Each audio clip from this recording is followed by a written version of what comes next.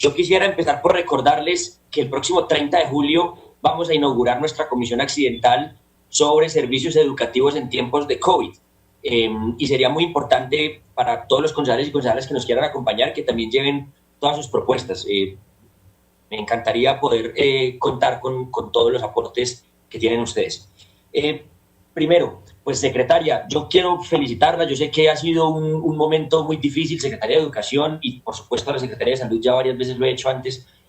Yo sé que esto es un momento muy difícil y que nadie estaba preparado para esta situación, y que tenemos muchísimas dificultades, y que eso no es culpa de esta administración, que eso es culpa de una gigantesca brecha de las desigualdades que hemos venido profundizando todos los días en nuestro país, y que es una cosa muy triste. Recordemos que Medellín es una de las ciudades más desiguales, del tercer país más desigual del planeta, y eso pues por supuesto nos cobra una factura muy alta en un momento tan difícil como este. Sin embargo, yo quisiera hacer algunos comentarios. Lo primero es que a mí me preocupa muchísimo que la deserción se esté dando sobre todo en los grados sexto y séptimo, como ustedes lo exponían en el cuestionario. Me preocupa mucho porque esa es la edad en la que especialmente son reclutados de manera ilegal por los grupos al margen de la ley, por los combos delincuenciales en los barrios, en fin.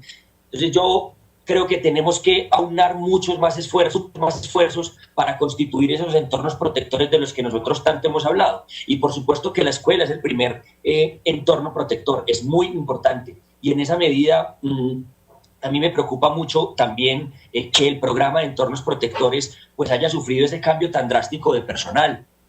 Yo traté de alertarlo en varias ocasiones acá en las plenarias.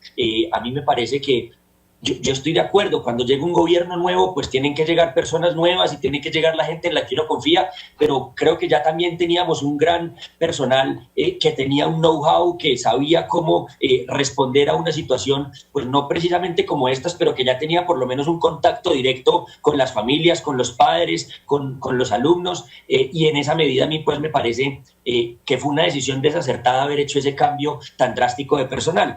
Además también porque el segundo tema que me preocupa es el de la salud mental, que ya lo han mencionado varios concejales en sus intervenciones. Me preocupa muchísimo la salud mental de los jóvenes. Yo no puedo imaginar mi infancia encerrado en una casa, porque mi infancia pues, se destacó porque tenía la posibilidad de ir a un colegio campestre que era gigantesco, donde teníamos, digamos, canchas de fútbol, donde teníamos la capacidad de estar en contacto con la naturaleza, porque podíamos salir a jugar fútbol en la calle poniendo 2 piedritas en la carretera. Entonces no me alcanzo a imaginar esa situación, y sé que esto va a tener graves efectos sobre la salud mental, y no solamente por eso, sino también porque ahora los jóvenes están experimentando fenómenos de violencia intrafamiliar mucho más acelerados, o con brotes mucho más evidentes que antes. Yo estaba revisando hace poco unas cifras de Bogotá, no sé si las tenemos también para Medellín, en las que veía cómo la violencia intrafamiliar había aumentado muchísimo, pero se había disminuido como en un 80% la denuncia. Y la denuncia que quedaba había aumentado muchísimo en niños y niñas de 10 a 14 años y en los horarios de 12 de la noche a 3 de la mañana, es decir, cuando los agresores están dormidos. Entonces me preocupa muchísimo esa situación, porque también tiene graves efectos sobre la salud mental, y pues por supuesto porque es una violencia gigantesca que están experimentando nuestros niños y niñas. Entonces me parece aún más desacertado haber hecho ese cambio tan fuerte en el personal del programa de entornos protectores. Y además me preocupa mucho porque conversando con algunas de esas personas que fueron despedidas o que se les terminó su contrato mejor, pues me estaban diciendo que además sentían que se hablaba mal de esas personas porque se les había declarado como insubsistentes, pues, o se había dicho que no habían cumplido con ciertas tareas. Entonces, imagínese, secretaria, uno quedándose sin trabajo en medio de una pandemia y además teniendo que llevar una hoja de vida para buscar el difícil trabajo que hay en este momento para conseguir con una mala nota de su empleador anterior. Entonces, pues me preocupa muchísimo eso.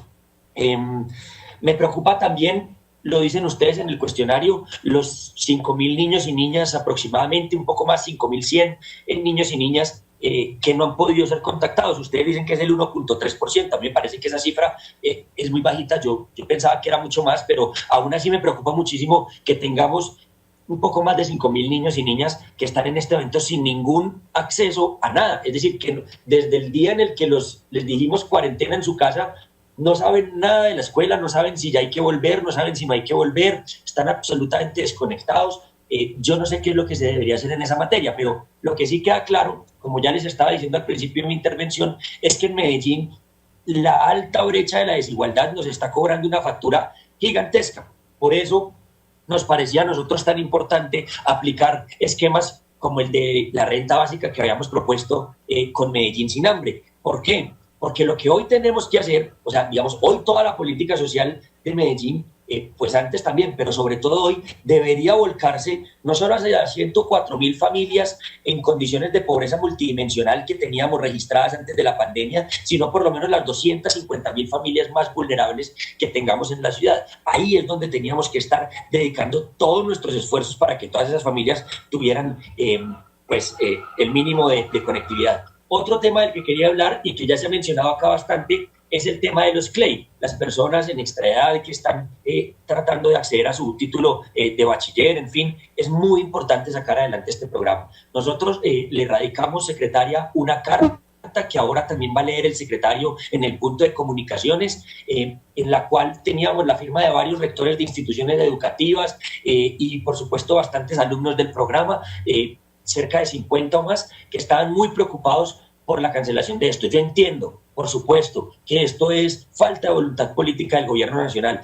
Yo creo que el gobierno nacional se ha portado mal con la educación en estos tiempos de pandemia. No ha girado los recursos para la matrícula cero que nos faltan. Yo quería contarles ahora, hemos logrado que la gobernación de Antioquia se ponga dispuesta, y no lo hemos logrado yo, lo hemos logrado todos los 12 concejales que firmamos la carta, Alex Flores, los diputados, los estudiantes, en fin, todo el movimiento que se ha generado alrededor de la matrícula cero, que la gobernación ponga 13.000 millones de pesos para la matrícula cero de los municipios no certificados, que son 117. Nos falta que el municipio Medellín ponga unos recursos más junto con los otros municipios. A Medellín le toca cerca de 30.000 millones de pesos más. Yo estaba conversando ahorita con el director de Sapiencia.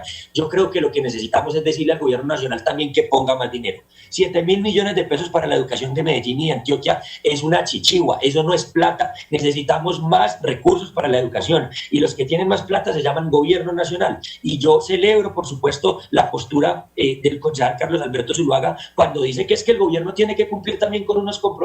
Yo entiendo que somos una ciudad que tiene buenos recursos, que tiene buenos manejos financieros, que tiene una gran empresa como EPM, pero nosotros también tenemos que decirle al gobierno nacional que estamos dispuestos a hacer un esfuerzo, pero que el esfuerzo tiene que ser de todas las partes y no solamente el municipio y el departamento. Entonces, yo les ruego que saquemos adelante el programa CLEI, es muy importante. Ese programa está ayudando a que muchas personas vuelvan a creer en la vida, que muchas personas vuelvan a soñar con sacar adelante sus sueños académicos.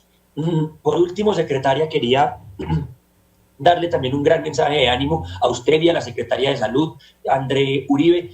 Se vienen los días más difíciles. Yo les deseo toda la fuerza, todo el apoyo. Necesitamos sacar adelante esta crisis. Tenemos que unirnos para sacar adelante a Medellín de la situación que vamos a atravesar en las próximas semanas. Cuenten con un concejal muy propositivo y lo que yo creo es que en tiempos de crisis cada quien tiene que hacer su palabra, entonces cada quien tiene que hacer bien su papel y nuestro papel es el de hacer control político y también lo haré con mucho respeto, de manera constructiva, de manera propositiva, pero seguiré haciendo control político. Muchas gracias, señor presidente.